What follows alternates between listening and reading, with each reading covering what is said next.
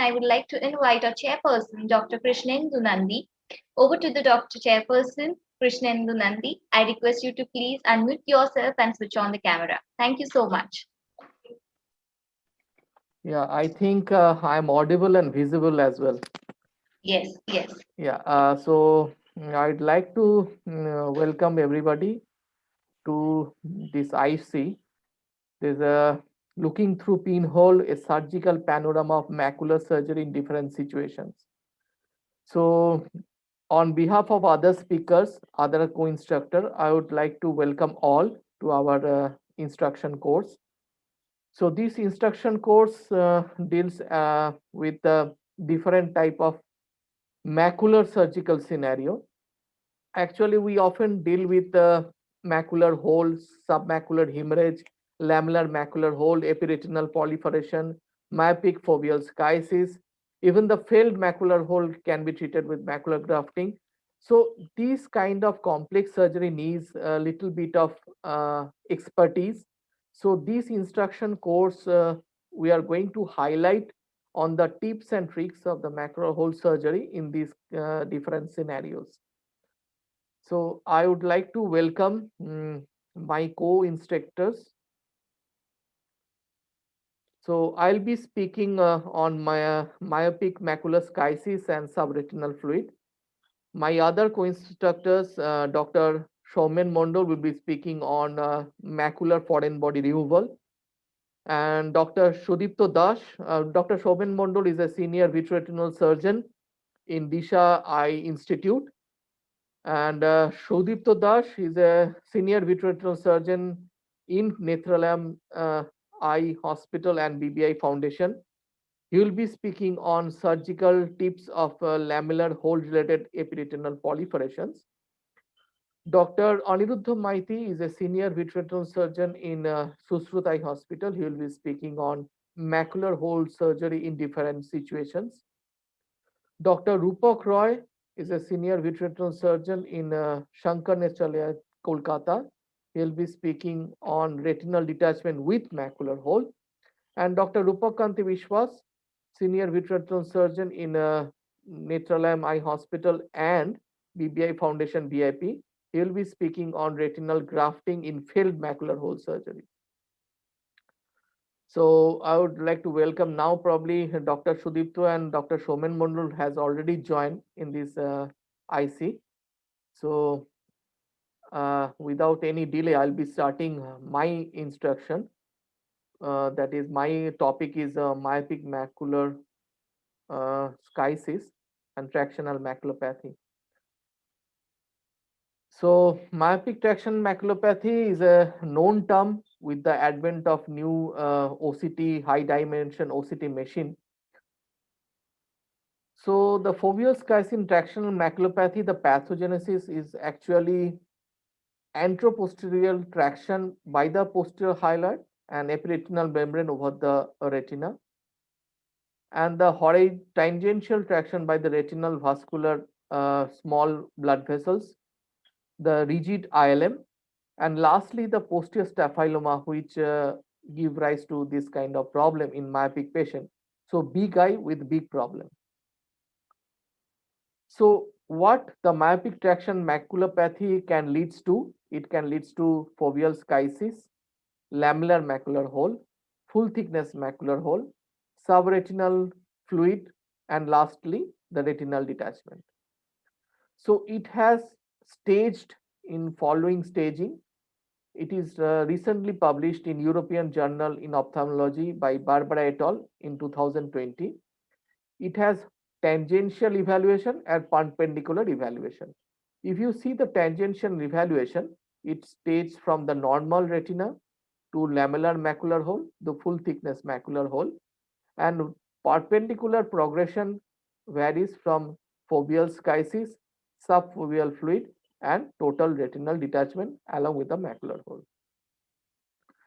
So treatment option of myopic traction maculopathy, it can resolve by its own, or if it doesn't resolve, if it progress, we have to opt for vitrectomy with ILM peeling or macular buckling or suprachoroidal buckling. Now, what is the indication of surgery in myopic traction maculopathy? If there is a foveal detachment, first indication. If there is a full thickness macular hole, if there is a macular hole related retinal detachment in myopic patient, if there is a foveal schisis with gradual loss of vision. So, what is the difficulty of myopic macular hole and schisis? The difficulty is the myopia, the length of the eyeball. It's very difficult to approach to the posterior pole due to the longness of the eyeball. And abnormally thin retina, chorioretinal atrophy give rise very difficult view of the uh, ILM. And very difficult to peel the ILM. An ILM is very sticky, is very strongly adherent to the retinal underlying structure. So it often comes out in bits and pieces rather than coming as a whole. And sometimes ILM peeling we give rise to iatrogenic retinal break formation in myopic patient. So the outcome of idiopathic macular hole is more successful. It's around 90%, but in myopic macular hole, the success rate comes down to 60 to 90%. It varies from person to person. So surgical tips, we have to make the sclerotomies wide apart. So in order to reach the posterior pole easily, and we have to stain the vitreous with triamcinolone acetonide multiple times. Use of the forceps or silicon tipped fluid cannula in order to induce the posterior vitreous detachment. Brilliant blue green dye should be used multiple times in order to visualize the ILM because it is not visible well even with a single staining technique. Foveal sparing ILM peeling and myopic was useful in myopic foveal schisis with foveal detachment, and ILM tugging often beneficial in myopic macular hole. Wide dissection of ILM is necessary up to at least 2 dx diameter, and gas tamponade often gives better result compared to the silicone oil. Now, inverted ILM flap often gives better result than the conventional peeling because ILM acts as a scaffold for the cellular proliferation and gliosis and photoreceptor realignment. Now, to keep the inverted flap in position, we can use the viscoelastic material, perfluorocarbon, or lower the intraocular pressure by decreasing the bottle height or in constellation, reduce the millimeter of mercury pressure in fluid. Now, there are certain literature which often shows that there is a better outcome with the inverted flap technique rather than conventional ILM peeling. Now, other than ILM peeling, other techniques to close the macular hole in myopic patient is the anterior or posterior lens capsule can be planted in the macular hole, or ILM can be free flap can be used to plug in the macular hole. The retinal free flap, retinal tissue taken up from the other side can be put inside the macular hole or amniotic membrane grafting. Now, sometimes we often fail to close the macular hole in a myopic patient. In these cases, the autologous retinal flap is often useful. And the next topic, other than macular hole, is the myopic macular hole related retinal detachment. The schisis often leads to the progression of retinal detachment in myopic patient. This is an example of a patient of 45-year-old male with a myopic macular hole with a large foveal detachment. If you can see, there is a area of foveal detachment at the center, and there is a myopic degeneration. So we started with the vitrectomy. We are, if you have the PVD already there, you are very lucky because myopic patient doesn't have posterior vitreous detachment. So we have to stain the posterior vitreous with the triamcinolone. So I'm using the silicon tip fluid needle in order to make a cleavage in the posterior hyaloid phase in order to induce the posterior vitreous detachment. So it multiple strokes all around away from the foveal area. So this is how I have succeeded in the PVD. Now I am using cutter to remove the posterior highlight. Now using the BBG dye to stain the ILM. Now ILM is stained. Now I'm using here the contact lens system in order to visualize the ILM clearly. There's a central macular hole. This is a conventional ILM peeling technique. So I'm peeling the ILM and peeling ILM at least 2 dx diameter away from the macular hole as far as possible in order to get a better result.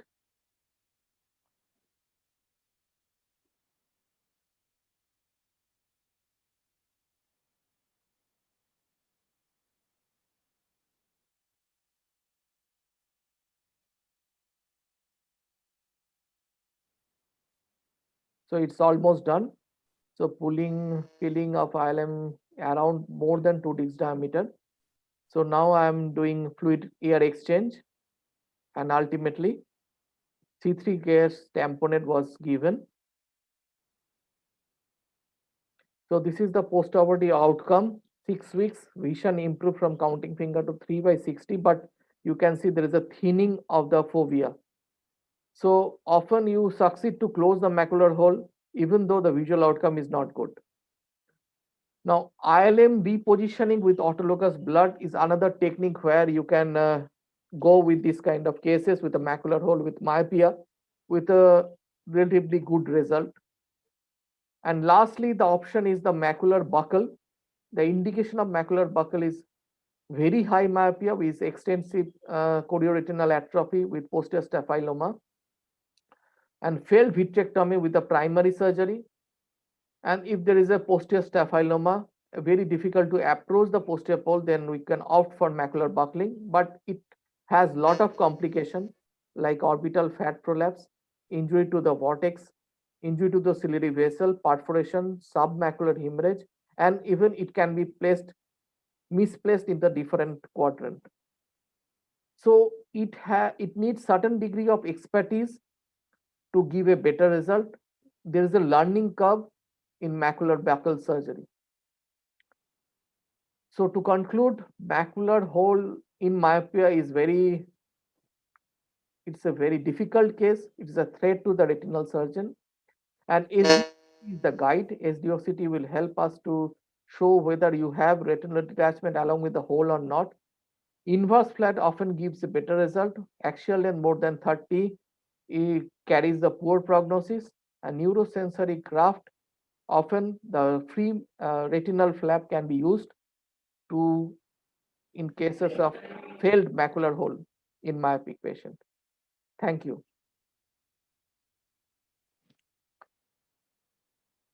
So now I would like to invite Dr.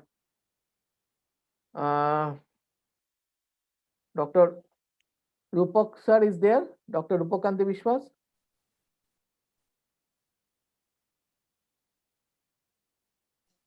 I request Dr.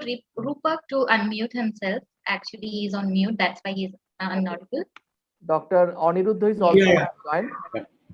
So Aniruddha has just now joined. Yeah. yeah. So Can I present? Yes, please. Aniruddha, I'd like to request Dr. Aniruddha to present his case. Macular hold in different scenario. He's a senior consultant in Shushrutai Hospital.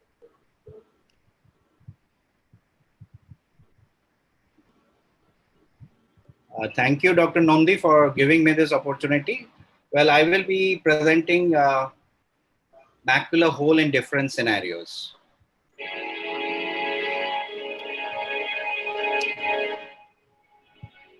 Starting with a simple macular hole.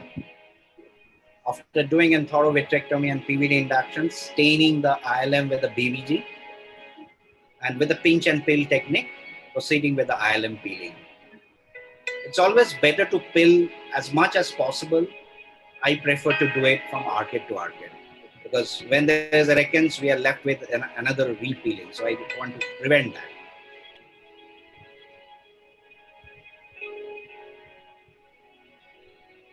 Once we have through, and if it is a simple macular hole, we drain it. Well, we do a fluid erection. This is a case where there's a large macular hole. Along with the macular hole, there was an epiretinal membrane complex. Once we stain it and peel, what do we do? A little bit different compared to the simple macular hole.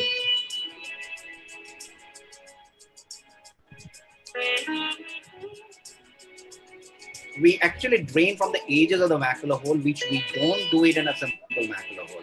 And in this case, with draining from the edges of the macular hole, it was actually closed on table. You can see the hole being closed. Now, nowadays, what we do instead of draining from the edges of the macular hole, we do a technique called inverted flap technique. As you can see, we have stained the ILM with the BVG. And then instead of taking the ILM in total, we keep one edge attached to the macular hole.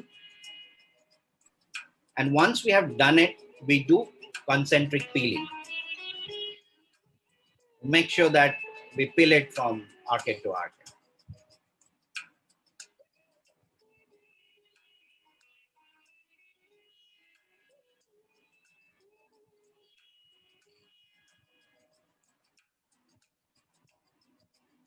You can stuff it or you may not. This multi-layered flaps will actually act as a scaffold on which the retinal tissue will grow. So stuffing is not mandatory.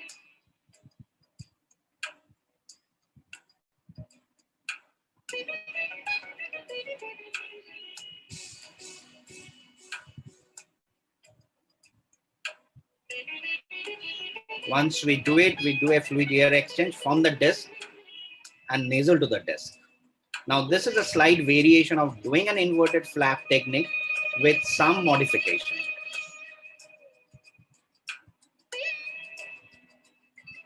After we have peeled and kept the ILM free flap on the macular hole,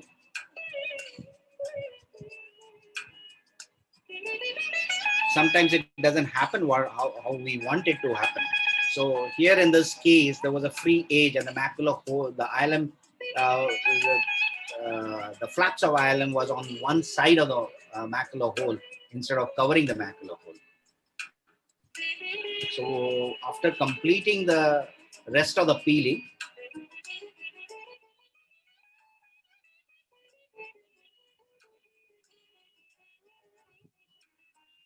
did a little bit of modification after doing the fluid air exchange. Gave a visco drop, gave 2 drops of the visco and manipulated the ILM over the macular hole. And the results were very good. Now, this is a situation, the macular hole associated with retinal detachment. This is a difficult situation because as there is no posterior support, the peeling becomes very difficult. We start from the nasal side. It doesn't happen. We start from the peeling ILM where it is steamed in a better way.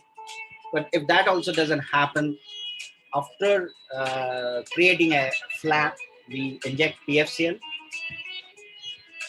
to stabilize the posterior pole.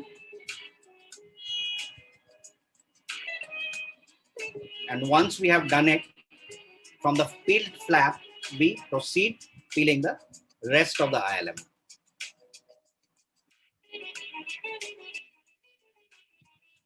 As you can see, this is now much easier. The retina is coming, but still we have some stability.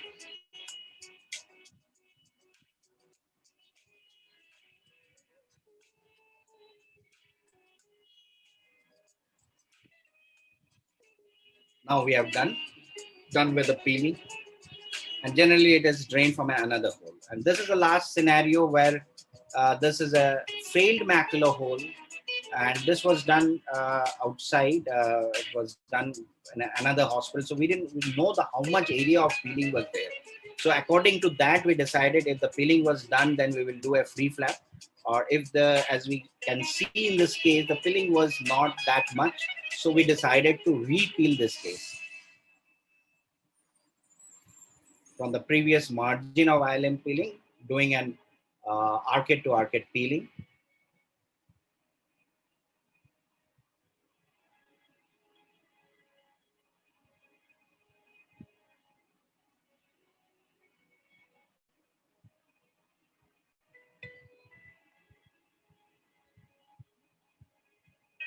inferior part is over. Restaining is important. We need to see what to peel. Start from where it is stained in a better way and complete the peeling. In fact, this case had a favorable response. There was a closure. Obviously, it was a type 2 closure, but at least the closure, we could achieve the closure. So with the advent of the better technologies, better viewing system, we can actually predict a favorable outcome in the most of the macular hole cases.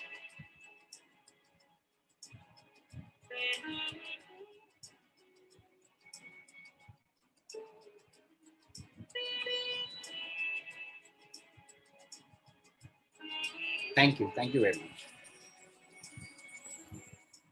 Excellent talk, Aniruddha. Thank you for your lovely videos. So I would, my next speaker is Dr. Rupakanti Biswas, who will be talking about the surgeries on failed macular holes, the tips and tricks, and what are the ways. He has got the best prize, video prize in ASRS last year and Euretina last year for these videos. So Dr. Rupakanti Biswas, you too, sir. Thank you, Dr. Nandi, for inviting me for this excellent instruction course, which is specially focused for the macular hole. And this is Dr. I'm thrilled to see those exciting video from Dr. Anirudh Maiti, and all those technique we do, and the success rate is best in more than 90% in the West hand. But even that remaining 10% is still remaining. So the end is not blocked at that point of time. So if you fail after doing this conventional surgery, so what are the way you can handle it? So I'll just share my video here. So am I audible? Yes, sir, you are audible.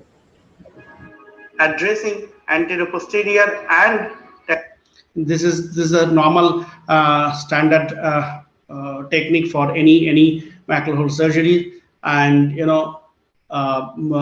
this is just a flap across the membrane but across the hole. But again, with this, even the smaller hole can also have this kind of postoperative non-closure. But when you have a larger hole, it has been seen the inverse flap technique gives a good result for closure of the hole. But once you have done the surgery and you don't have the remaining membrane to ILM to put it over this, so you can get a free flap and then plug it over the the failed macular hole area. But yes, this is a technique which we usually follow.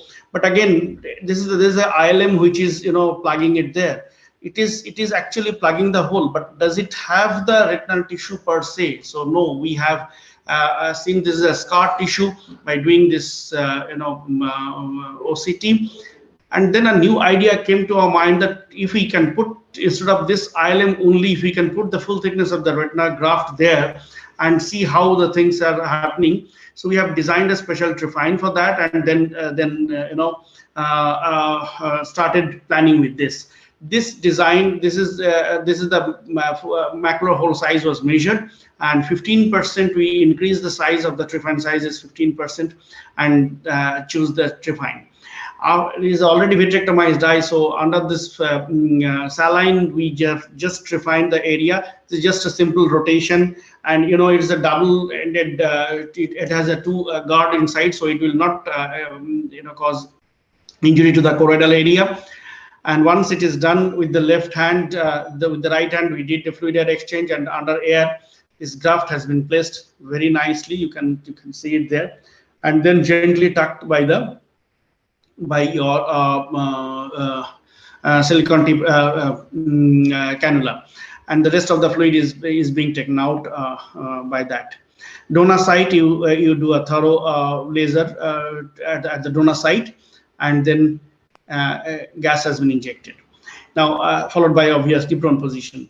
Now, we were very excited to see how was the result was there, and then definitely we got the good result. And you can see the graft was very well placed, and graft is somehow having a similar kind of a architecture of the retina, and this is the stimulus for us to look into it. So now, once the graft has been, anatomically successfully done, this grafting and the hole is closed, then we were looking for this functional ability of that graft. And there are reports that the graft has been survived by different, by doing a fluorescent angiography. We did 10-2, central 10-2, and you can see near about 25 to 27 decibel of this macular threshold, so which is a significantly high amount. These are the initial 7 cases what we have done. This process has been started since 2014, is almost 7 years from now to 6.5 years. And this is this initial, out of these 7, you can see there are 3 cases which has a significant improvement of the vision, especially the near vision, and the patient is able to read newspaper in those grafted, successfully grafted cases. Now, there are different surgeons who are doing this technique as well for this macular hole, the retinal grafting, for the autologous retinal grafting for this macular hole failed macular hole cases. But the technique is little different. In those cases, they usually use a larger size of the macular hole, and then they put it over that, which acts as a scaffold. But in our cases, which is totally different, and then we just put the exactly similar size of the macular hole, a similar size of the graft, and with the end-to-end contact. And the hypothesis is that the end-to-end contact between 2 neural tissue is causing an aberrant regeneration. So that is the reason we have avoided any kind of viscoelastic agent to put it, or a liquid perfluorocarbon over that area, or we have not used a silicone oil as well. So if we can compare the functional ability of this graft, so the first one was a normal one, normal macula, and this is a multifocal ERG of a closed macular hole. This is a failed and grafted with the pre-flap, and this is a retinal grafting. So if you can see the four MFERG at the same plate, this is normal, this is a classic peeling, this is repilling and plugging, and this is our grafting cases. So obviously this is we can see functional and anatomical and functional ability of that graft is doing very well. So if we can think of it, this is the probably the way forward of it. These are the initial cases of macular grafting, and you can see the 3 different cases, which you can see it is as a collage here, and we are just putting the graft. You can very well see in all the cases the graft was very well placed. We are placing the graft. All due respect, sorry to interrupt. And if you can put this is the unique technique, we can have a larger series, and then we can. Sorry to interrupt. Thank you so much, Dr. all of you to kind of use this technique, and we can I would like to make a crucial announcement among the doctors Thank you so right much. now, that we have a very important announcement that the session is about to wind up till 5:25. As it was going to wind up at 5:55, but we have a message from the authority that the inauguration session is at 5:30, so we need to wind up till 5:25. So I request all the speakers to please be ready with your presentation, and we will be giving hardly 5 minutes for each presentation. Thank you so much.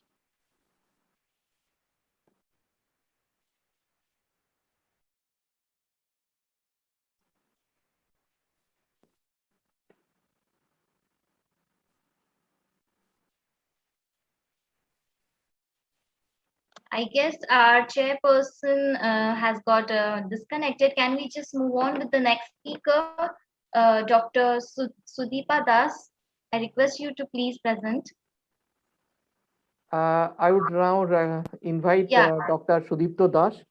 He'll be now the full thickness macular hole. We are going to half thickness macular hole, the lamellar macular hole along with the epiretinal proliferations. He will be speaking about how to deal with the lamellar hole and along with the epiretinal proliferation. He's a senior consultant in Netralayam Eye Hospital and used to be the former senior consultant in Shankar Netralaya Eye Hospital in Kolkata. So over to Sudipto. Thank you, Dr. Nundi, for this nice invitation, and I would like to thank AIOC also for this nice arrangement. I'll go through a few surgical tips which is being related to LMH-related epiretinal proliferation. So, as you all know, it was described by Gas in 1976, which he thought about it's a partial thickness lesion resulting from cystoid macular edema. An international vitreomacular traction study group has defined probably it's a defect in inner fovea with irregular contour, irregular splitting, intraretinal splitting, and mostly intact photoreceptor layer. Primarily, it's related to PVD. Secondary, we have multiple reasons as like unroofed cystoid edema, end-stage ARMD, MACTEL type 2, different toxicities, and partial closure of full thickness macular hole. So if few definitions are required before we go to the actual presentation. So epiretinal membrane is defined as irregular and hyperreflective layer over the ILM. This is very important, and with signs of wrinkling of underlying retina and hyperreflective spaces in between the ERM and the ILM. Whereas epiretinal proliferation is a thick, homogeneous, isoreflective. So it's very difficult to differentiate epiretinal proliferation, which is fully adherent layer over ILM with no hyperreflective spaces in between the membrane and the ILM. ERM foveoschisis is at the level of Henle's layer with or without microcystoid spaces in the internal nuclear layer and retinal thickening as well as wrinkling, and macular pseudohole, which is usually a foveal center sparing ERM, verticalized or stiffened. The first picture in the left side here is a epiretinal membrane where we can see gap in between and it's a hyperreflective layer. The right side is a epiretinal proliferation, which is almost isoreflective, and there is no gap in between the retina as well as in the membrane.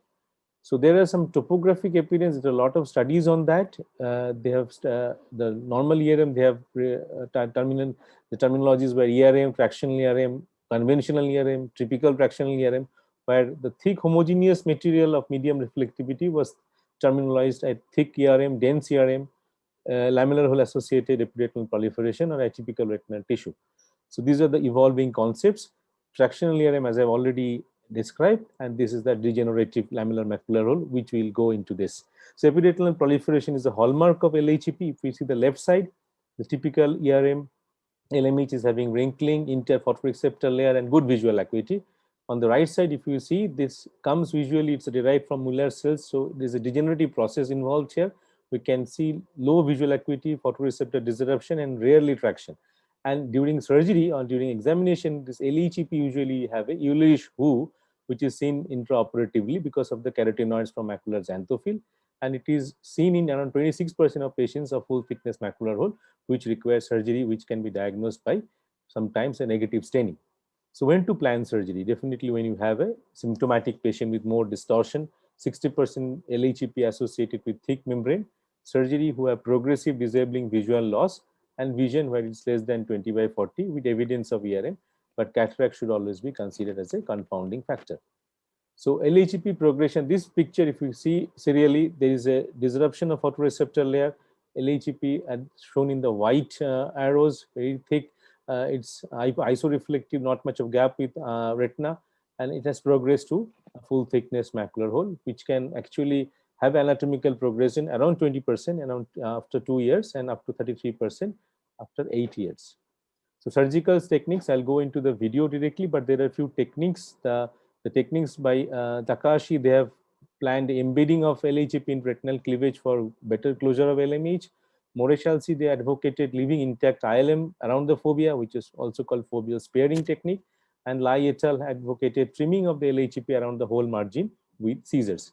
So these are two techniques. The first one was the embedding technique for the treatment of degenerative lamellar macular hole by Takahashi, and the next one is a modified surgical technique. It was published by Dr. Kitesh Kumar from Disha Eye Hospital. So this is the technique where we just embed the cutout of the ear of the LHEP, and it stuck into the lamellar macular hole. So this is a small video where you can see the negative staining after vitrectomy and PVD induction. We can get a negative staining of the LHEP. So in a circular fashion, it's very sticky, so it's sometimes difficult to remove it from the surface. So we just try to rotate from circumferential from the macular hole. So it is being actually peeled from all, so, and brought into the center. So epiretinal flap is now there. So you then stent the ILM. Sorry.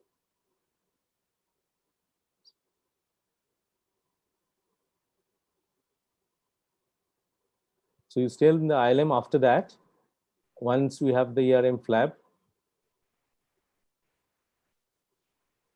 and now you peel the ILM. So now you peel the ILM edge of the macular hole. And once you have you have two membranes now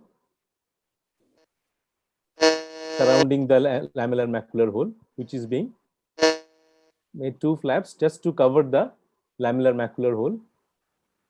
First one is the ERM and second one is the ILM. So you remove the peripheral ILM till arcade. With all due to respect, I request Dr. Sudeepa Das, can you please sum it up within the next 30 seconds? Yeah. Please, doctor. So this is embedding technique with the soft tip cannula after that. So if you compare this patient, the left side with typical ERM has a good visual acuity post vitrectomy, compared to the right side, visual acuity was not as good is in case of LHAP. But the surgical difficulties, as you have seen, it's difficult sometimes because of this friable LHAP. There's a degenerative LMH and which can lead to macular thinning, full thickness macular hole, and dense epiretinal proliferation, have a yellow dense fluffy appearance, which sometimes becomes difficult to remove. This is a meta-analysis. Surgical outcome, I'll go into the conclusion. Most of the LMH proliferation with minimal visual complaints can be observed. Though LMH, LHEP carries poor prognosis, but surgery is advocated if there is increasing metamorphopsia and decreasing vision. Preoperative OCT biomarkers are helpful to counsel a patient in LHEP. They help in serial follow-up too. And newer modifications in surgery of LHEP, as shown in the video, are showing promising anatomical and functional results. Thank you so much.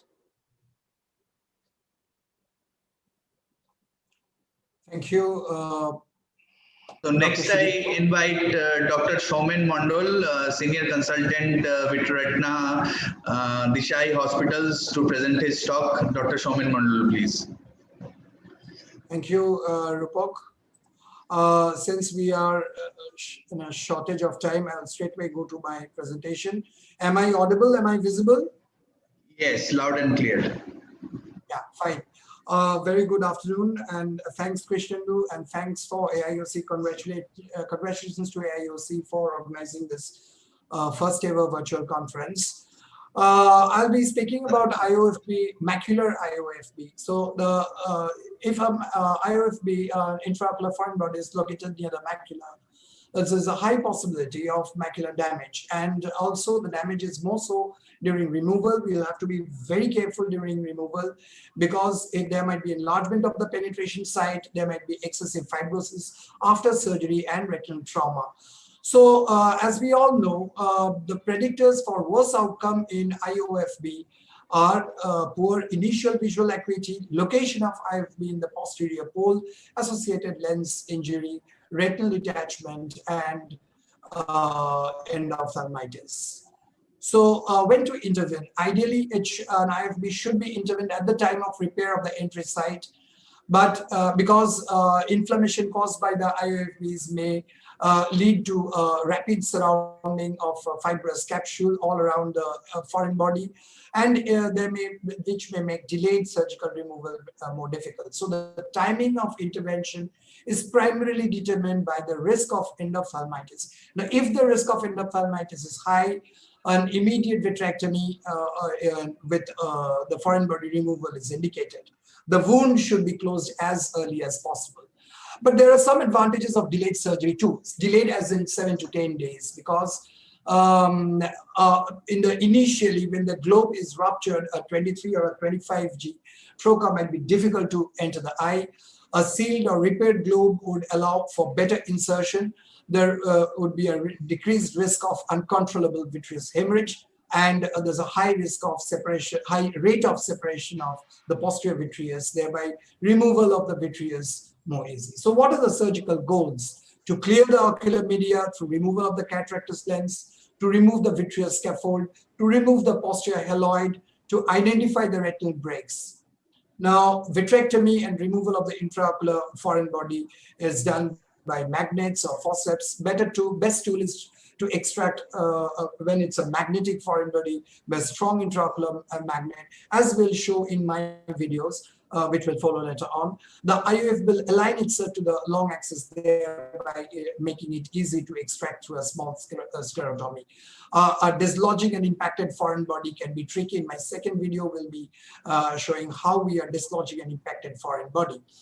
So these are the foreign body forceps. This, as we Indians are quite aware and quite proud of, Dr. Manish Bapai's claw forceps. There are other forceps also, and these are the pictures of an intraocular magnet. Now, following the IFB removal, a thorough peripheral vitrectomy has to be done. And in case of an associated RD, the RD has to be managed. So if there's concomitant cataract, preferably an primary IOL insertion should be done. It should be left aphakic if we are planning to remove the IOFB through a limbal incision. So I'll straightway go to my first case. He had a trauma while working on the grinding machine, and the X-ray showed a metallic foreign body.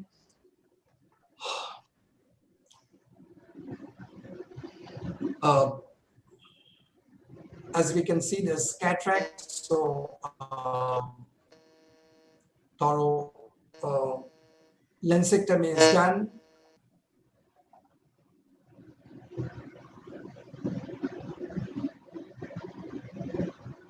Vitrectomy is done, clearing the vitreous hemorrhage. Now we can see a blob of clotted blood, which will actually guide us to the region where the foreign body is impacted.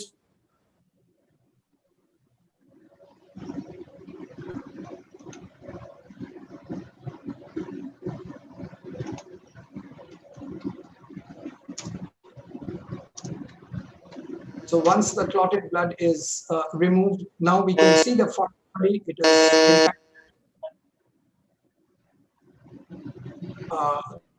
the moment we went for a removal for dislodgement, there was hemorrhage.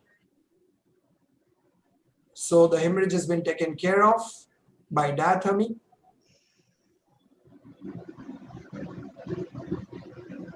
We would need an intraocular magnet. So the sclerotomy is increased to a 20G. And by handshake technique, the foreign body is removed.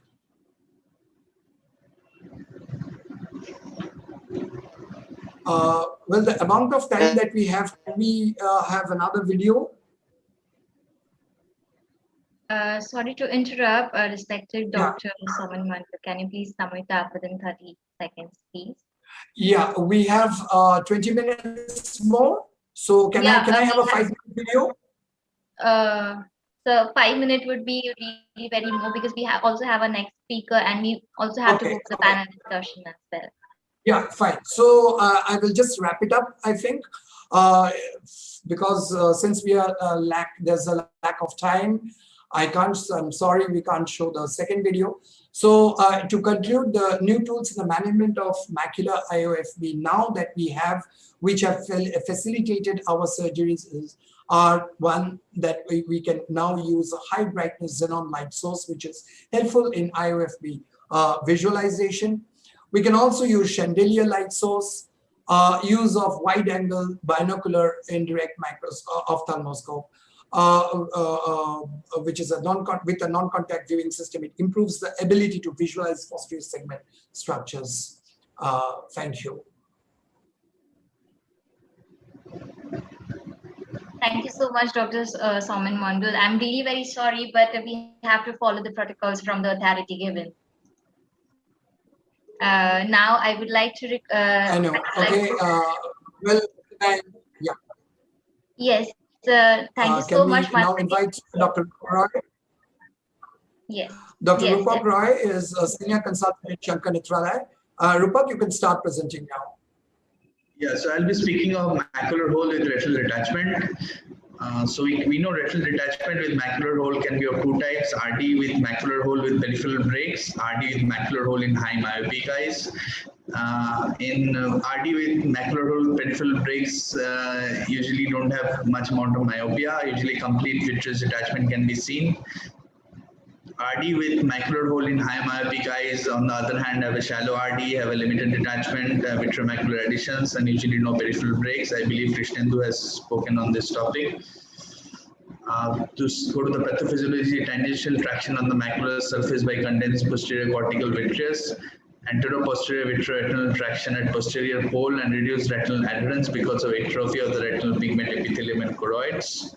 So surgical approach of macular hole and RD is basically like any other standard retinal detachment procedure. We have to start with a complete vitrectomy with PVD induction. We need to avoid drainage through macular hole. That is very important. Never drain through a macular hole. It is always a good idea to peel the ILM which gives a better functional outcome. Peeling can be done under saline, under air, or under LPFC, whichever the surgeon is comfortable about. So I'll share a small video which will highlight the challenges of doing surgery in a macular hole with retinal detachment. So this I call as peeling through the bubble. I'm sorry about the spelling mistake. So ILM peeling in detached retina is always difficult because the counter traction is not there that is provided by the attached retina. So this is a case of a retinal detachment with a macular hole. So this first surgical procedure is a standard. You can see the retinal detachment, and after the vitrectomy is completed, I plan to do peeling through the LPFC bubble. I have injected LPFC over the disc. No need to put a lot amount of LPFC, just a little amount of LPFC which can cover the hole and the posterior pole. A large enough bubble is needed to be presented, which is needed to be inserted, which at least prevents the migration of the LPFC through the hole. Now peeling is done, and now inserting of brilliant blue is done through the edges of the LPFC, so it stains the retina. As we go along, we see there is good staining of the retina. Now the LPFC bubble has broken into small bubbles. I will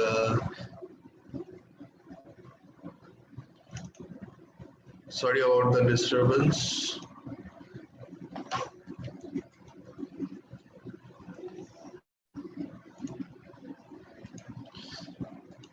Yeah, so now once the staining is complete, you can go ahead with peeling. Peeling, that time we did not have a macular lens, so we used a Landis lens to do the peeling, which gives us better magnification and control over the peeling process.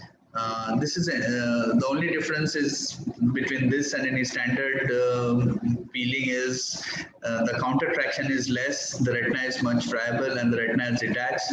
So there is always a chance of the retina lifting up. But here we start from one end, and slowly, as you see, we are peeling gently, and the peeling is extended, all the while under the LPFC, so that the LPFC provides a scaffold of support to stabilize the retina, and which keeps the retina attached, which gives us a counter traction for the peeling to proceed smoothly. So because of the shortness of time, I am proceeding faster with the video. You can see there is complete peeling, and we did not do an inverted flap in this case. We just did a complete peeling of the retina, though we complete peeling of the ILM over the macular hole, and we did have a pretty good result. At the end, the standard laser and silicone oil injection is done. And we did have an attached retina and closed hole. Thank you very much for your kind attention. I'll conclude my talk.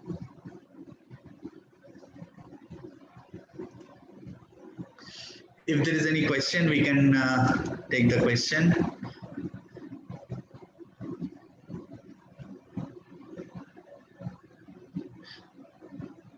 Dr. Somen, you have Ms. Tanvi, how much time do we have for panel discussion? So you can take more than 5 minutes if you want. Till 5 minutes will do. Okay, let Can us wind know. up till 5.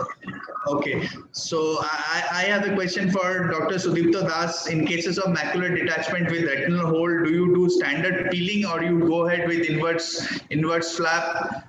And do you peel under LPFC or you do peel under saline or air?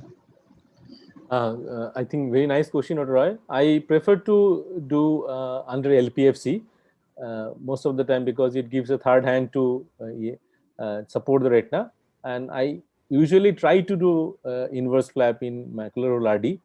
But as you know that sometimes it's difficult. Maybe you can have only one single flap from one side, but I usually prefer to have a inverse flap in MHRD.